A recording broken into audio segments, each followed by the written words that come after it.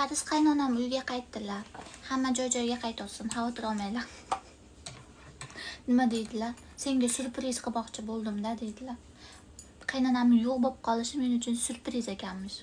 Sen ishxonamga kelib surpriz qilding-ku, men ham senga surpriz qilgim keldi deb turib qitdilar ekan.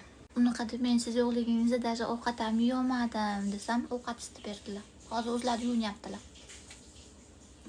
Qani bismillah. Qornim rosa ochib ketdi. Bizda necha bo'ldi? Bizda уже 11 bo'lyapti. Ovqat yeolmadim rostdan. Qaynonam yo'qligi uchun emas, sovuq to'polon qilgani uchun.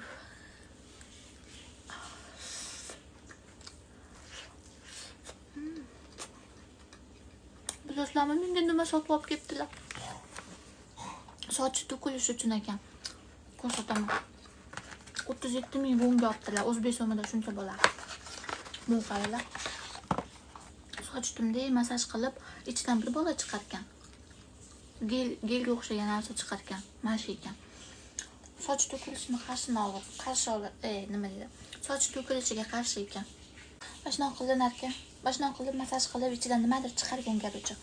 Agar shu menga foyda bersa, men sizlarga ham aytaman rezultatini.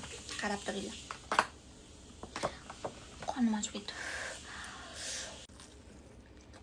Baliqli pirojka, guruch va dengiz o'tidan sho'rva. Dengiz o'tidan sho'rvani rosa yaxshi ko'raman. Ko'pchilik aytadi, men dengiz o'tini yeyolmayman, qanaqadir shilim-shiliq deydimi, nima deydi? Shuni deyishadi, lekin bu juda ham maza. Mana dengiz o'tlari. Issiq. Даже 18 oylik bolaman rosa yaxshi ko'radi.